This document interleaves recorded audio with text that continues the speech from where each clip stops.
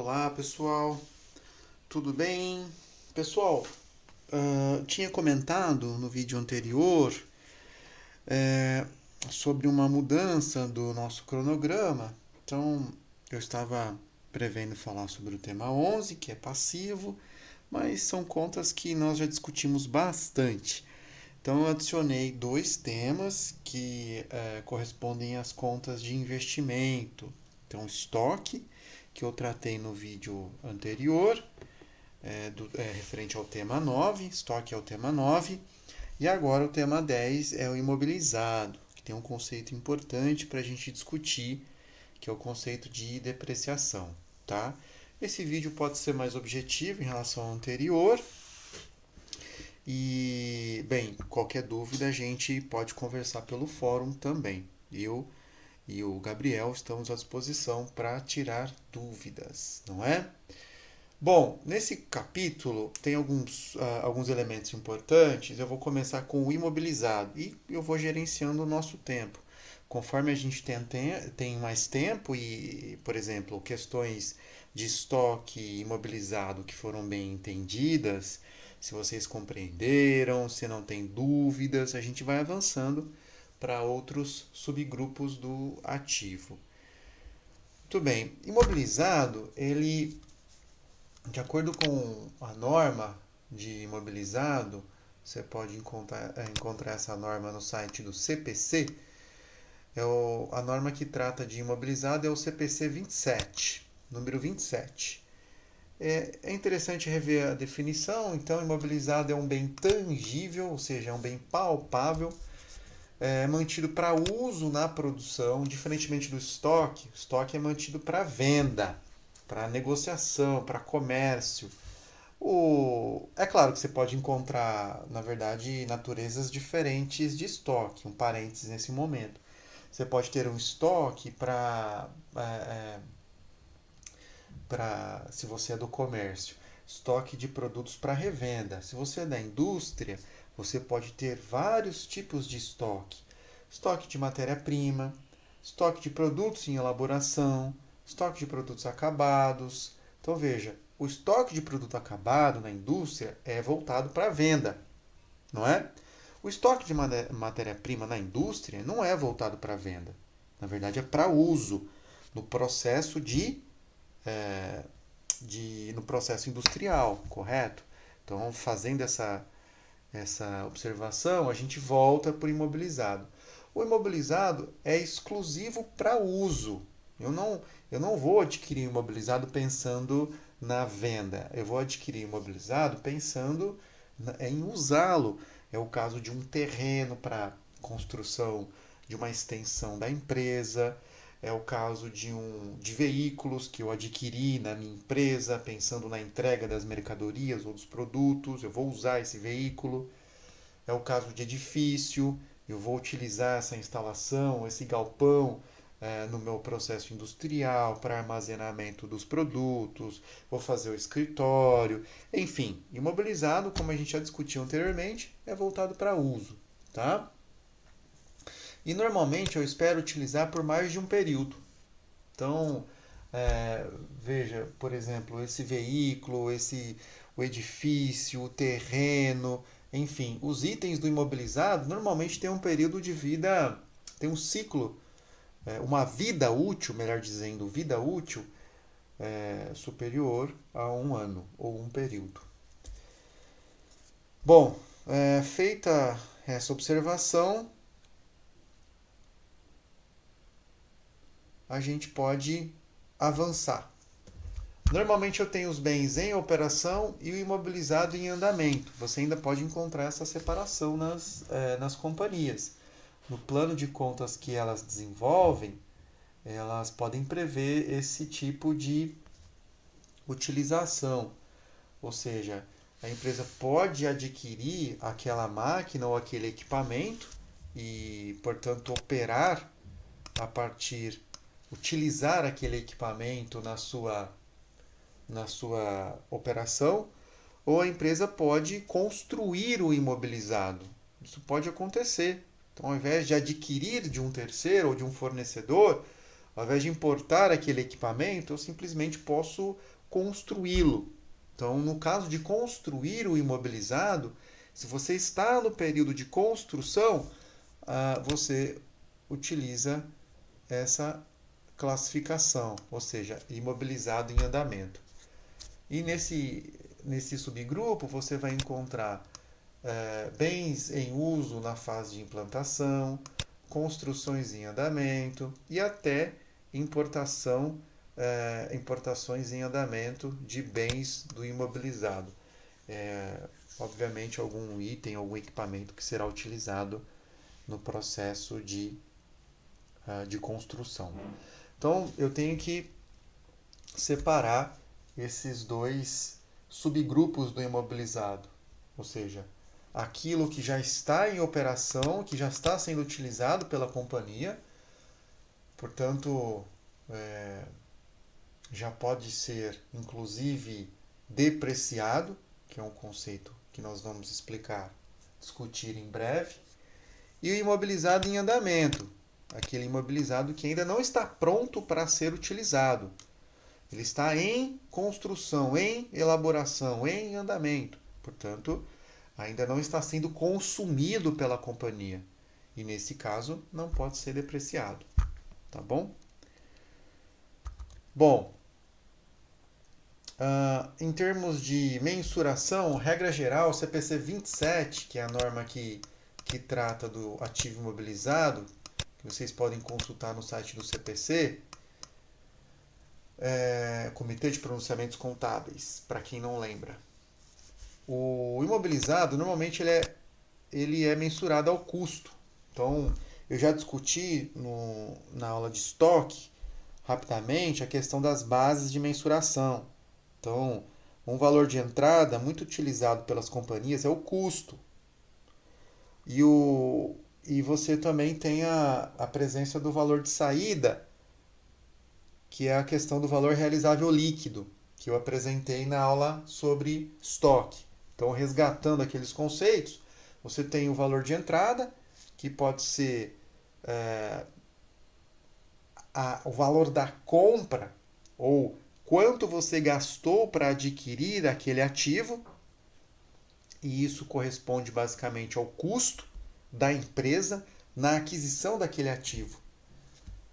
E, normalmente, o imobilizado é mensurado de acordo com esse conceito, ou seja, o custo de aquisição daquele ativo. E você também tem a figura do valor de saída.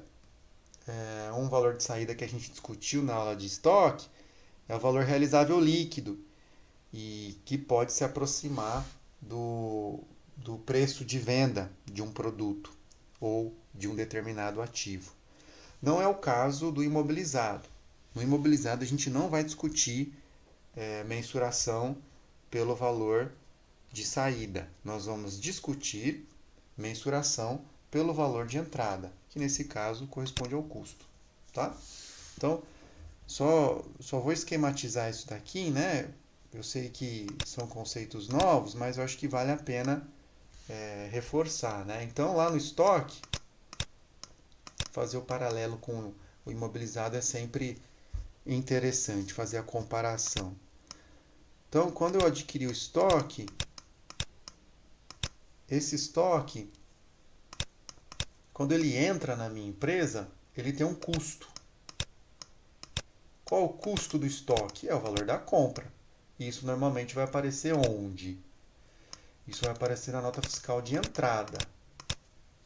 Então, eu vou consultar a nota fiscal de entrada, vou consultar o valor da compra, e isso corresponde ao custo do estoque, que vai aparecer no balanço patrimonial da companhia. Ao realizar a venda para o consumidor ou cliente, eu vou utilizar o conceito de valor realizável líquido, que é um valor de saída. Saída do quê? Da mercadoria da companhia. Esse valor realizável líquido, ele se aproxima, tem algumas diferenças conceituais que a gente não precisa entrar nesse momento, mas ele se aproxima do preço de mercado desse estoque. Preço de mercado. Valor realizável líquido não é igual ao preço de mercado, mas ele se aproxima. As diferenças a gente pode discutir em outra aula. Então, custo, valor de entrada. Valor realizável líquido ou preço de mercado, que é o preço de venda, é o valor de saída.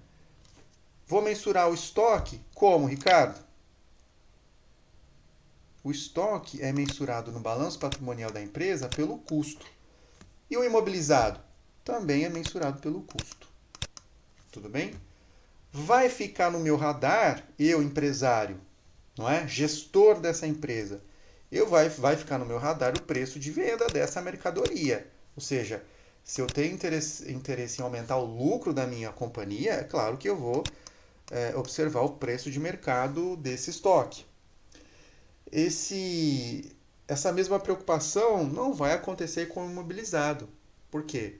O imobilizado ele está voltado para a utilização, para uso na operação e não para a venda. Feito esse paralelo, a gente dá sequência. Com relação ainda à mensuração, os elementos que podem entrar no custo: o preço de aquisição, ou seja, o valor da compra. Em alguns casos, eu tenho impostos e descontos a considerar. Tem o custo de instalação, ou seja, além de trazer essa máquina para a minha indústria, o fornecedor dessa máquina ele cobra R$ 2.000 para configurar, para programar essa máquina. Sem essa programação eu consigo operar? Não. Então, a máquina não está apta, ela não está pronta para a utilização no processo industrial. Então, eu preciso considerar esse gasto de programação, de configuração, no custo da máquina. Essa é a ideia. É só você voltar na definição. Todo o gasto necessário para colocar o ativo em condições de funcionamento entra no custo desse ativo ou no custo dessa máquina. No caso, é o quanto eu paguei por ela, digamos R$ 10.000, mais esse custo para fazer a instalação, para fazer a configuração inicial, R$ 1.000. Então, é o total que eu vou considerar na contabilização, no custo dessa máquina.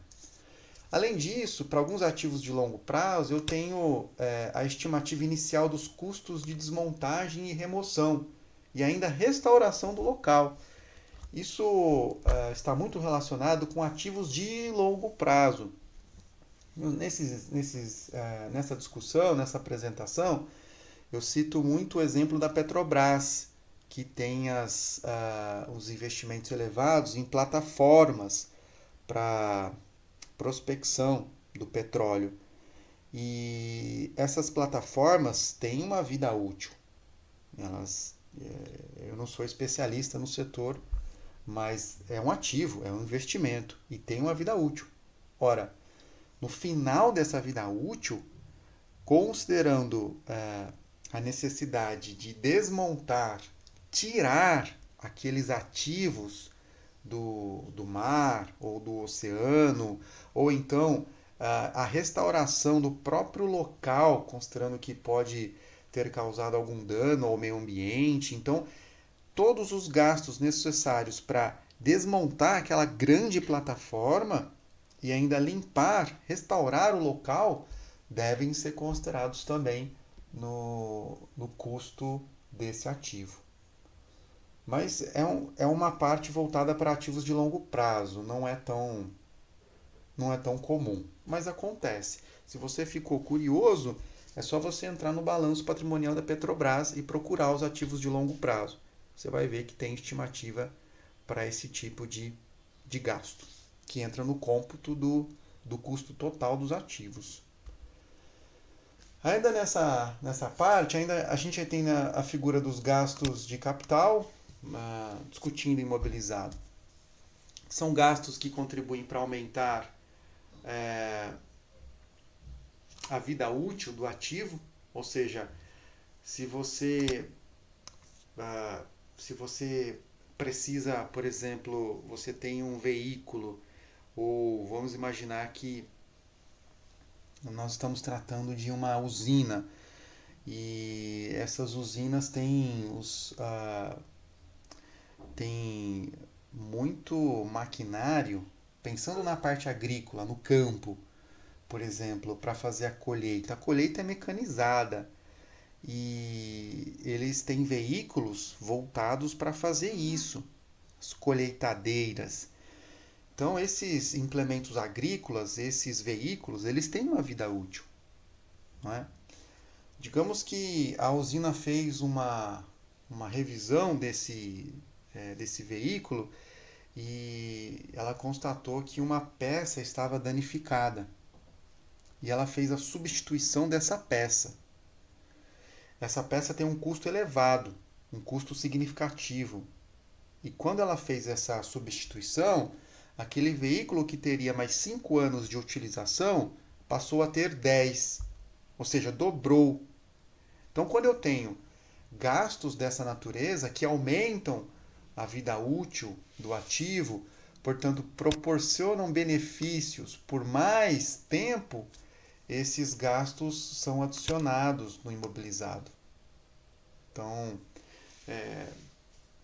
são gastos que podem acontecer nas empresas e se esses gastos contribuem para aumentar a vida útil, gerar mais benefícios, eles podem ser incorporados no custo do ativo, diferentemente do gasto do período. O que é o gasto do período? São despesas de manutenção que acontecem justamente para deixar o ativo em condições de funcionamento. Então, esse mesmo veículo, a colheitadeira, que faz responsável pela mecanização da colheita, ela precisa de óleo. É um veículo. Então, ele precisa de lubrificantes, precisa de óleo. E nesse caso, essa despesa ela não é incorporada ao custo do ativo, pois essa despesa ela só ocorre para deixar o ativo em condições de funcionamento, não é?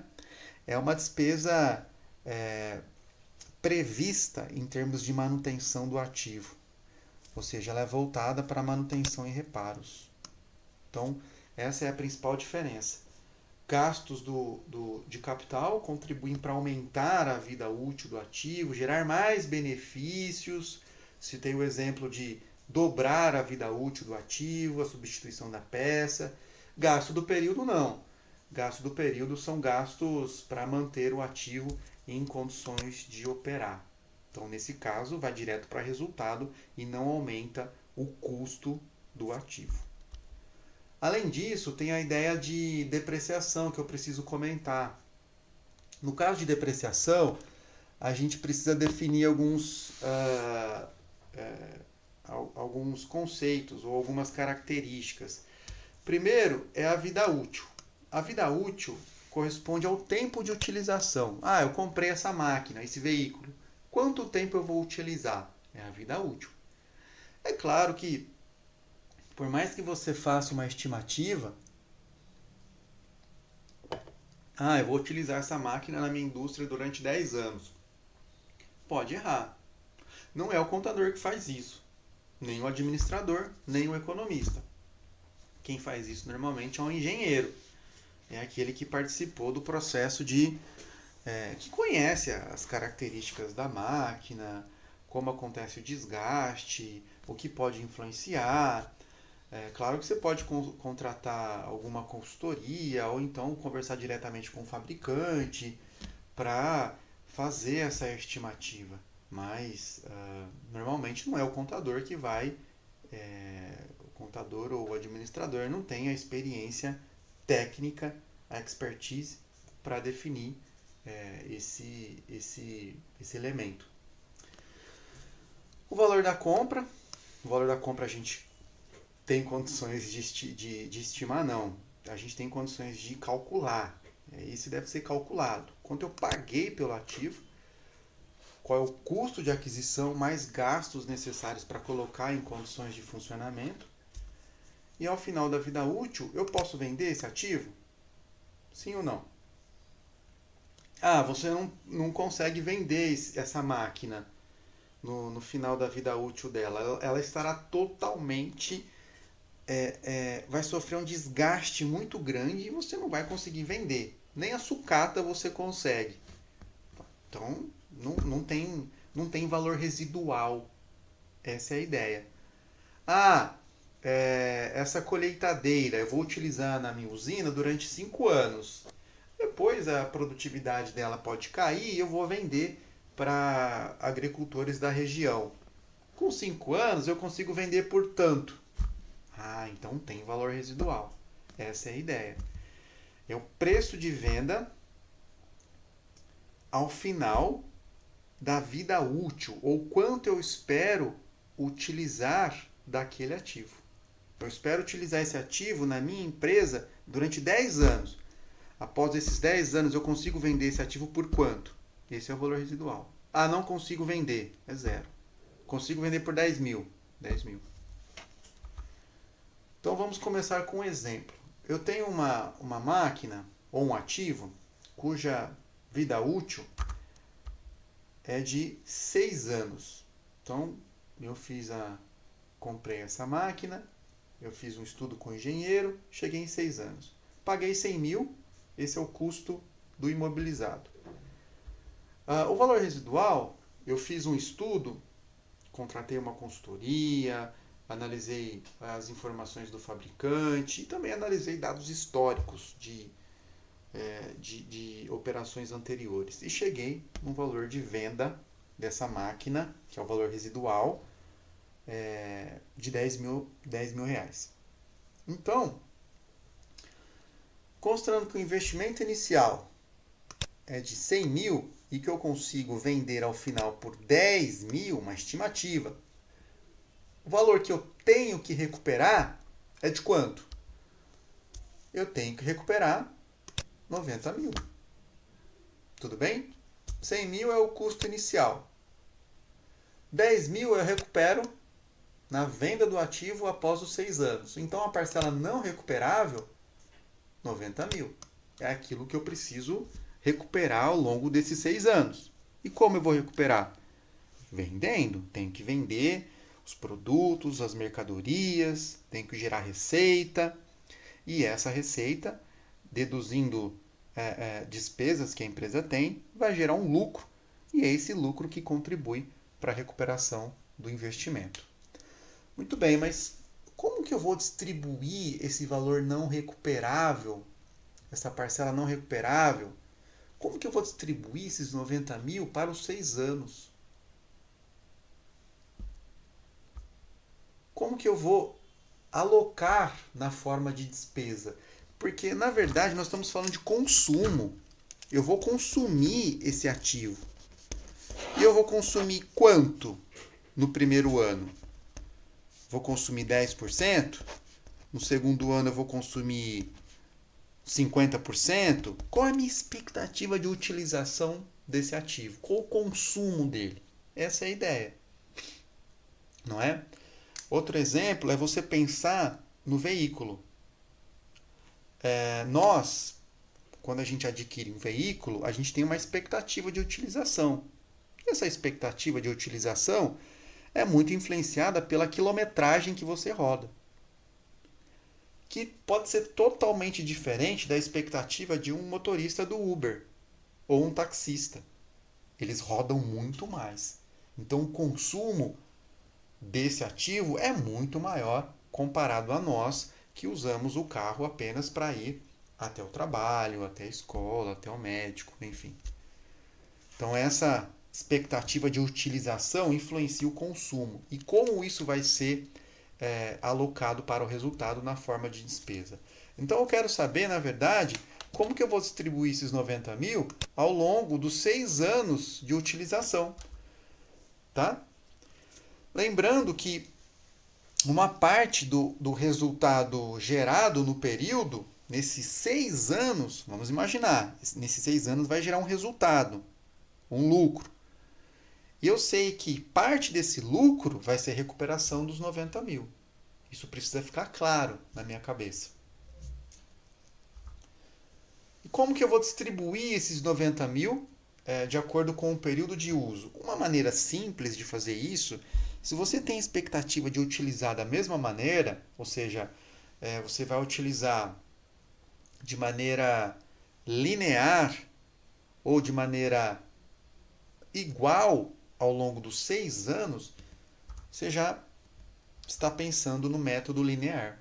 Ele é o método mais utilizado. Muitas companhias acabam utilizando pela dificuldade também em saber qual ano eu vou utilizar mais, qual ano eu vou utilizar menos.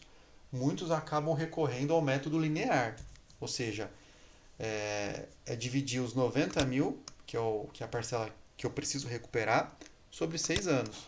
Então, 15 mil, eu tenho despesas de 15 mil por ano. Eu espero, ou seja, eu espero recuperar 15 mil no primeiro ano, eu espero recuperar 15 mil no segundo ano, 15 mil no terceiro ano, no quarto, no quinto e no sexto. Então, esse é um método, na verdade. É o método linear ou das cotas constantes. O Marion apresenta ele no livro. Apresenta outros critérios também, que vocês podem ler, comparar com o método linear. Mas o linear acaba sendo o mais utilizado pelas empresas. E vocês vão constatar isso. Eu preparei uma atividade em grupo, eu vou apresentá-la no final dessa aula, que é justamente essa verificação nas empresas que vocês estão trabalhando, né, aquela atividade em grupo, tá? Então, nesse critério, em resumo, eu estou assumindo que eu vou utilizar o ativo de maneira igual em cada período e de maneira similar. Então, o consumo será igual ao longo desses 6 anos. Então, dividir por 6 e eu tenho 15 mil de despesas de depreciação desse ativo ao longo dos 6 anos. É isso mesmo.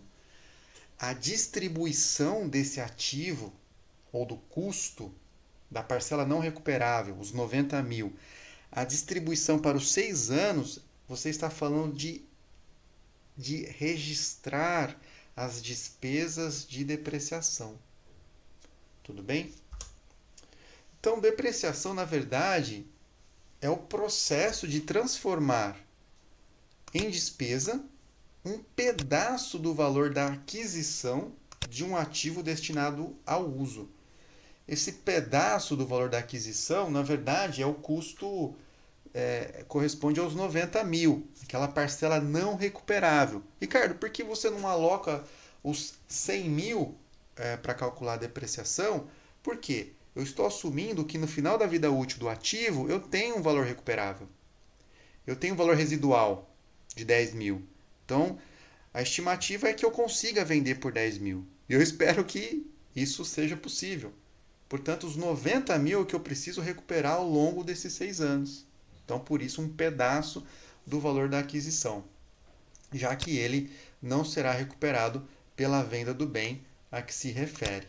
Então, eu não vou vender esse ativo, esse imobilizado, para recuperá-lo. Logo, as vendas dos produtos ou a prestação do serviço vai gerar uma receita que, após dedução de algumas despesas da companhia, vai gerar um resultado, vai gerar um caixa que vai cobrir, que vai simplesmente recuperar esse investimento. Essa aqui é a ideia.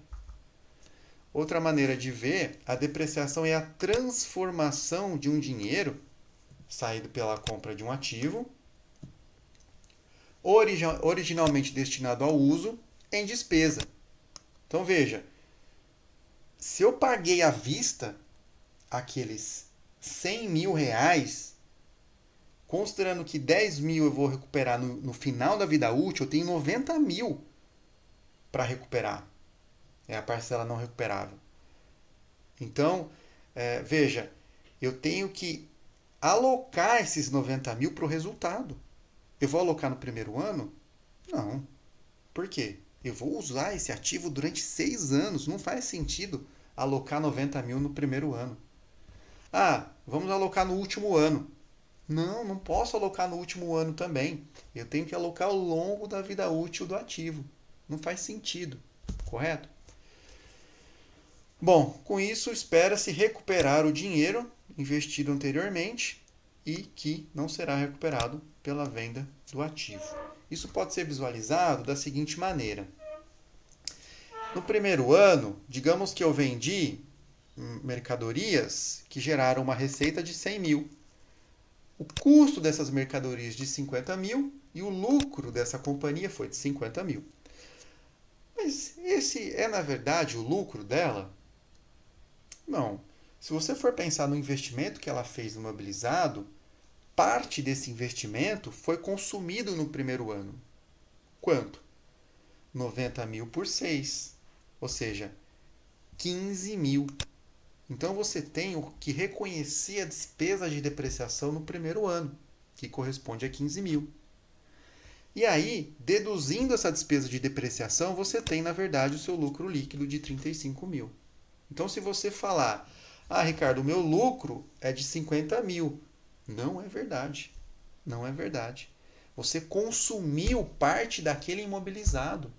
Quanto você consumiu? Pelo cálculo do método linear, você consumiu 15 mil reais. Ricardo, mas e se eu utilizei mais ou menos? Não vou falar para você que a empresa consegue estimar o consumo exato. Ela não vai conseguir. Pode ser que ela tenha realmente utilizado mais no primeiro ano. Portanto, a despesa de depreciação deveria ser maior. A gente não vai entrar nessa discussão, mas se ela perceber que o método escolhido não foi adequado, deveria ser outro método, ela pode mudar. E aí tem outra norma que trata dessa mudança. A gente não precisa entrar nesse ponto agora, mas é possível mudar, tá bom? Então, na verdade, o lucro líquido é de 35 mil. Se você apresentar um lucro de 50 mil para os acionistas, você está apresentando um lucro superavaliado, não é? Você tem que reconhecer a despesa de depreciação que corresponde à redução ou consumo do seu ativo imobilizado durante o primeiro ano, representado por 15 mil. Portanto, o lucro para fins de distribuição de dividendos é de 35 mil, correto? E isso vai acontecendo ao longo dos 6 anos. Então, vamos, por simplificação, imaginar que o volume de vendas e o CMV foi o mesmo ao longo desses 6 anos, e você tem, obviamente, que reconhecer a despesa de depreciação durante esses 6 anos. E, no final das contas, na verdade, isso corresponde aos 90 mil. Fazer essa consideração da despesa de depreciação é como se você estivesse separando uma parcela do seu caixa. Então pensa bem. Vamos imaginar que a receita foi à vista, a venda foi à vista. Então essas receitas geraram entradas de fluxo de caixa.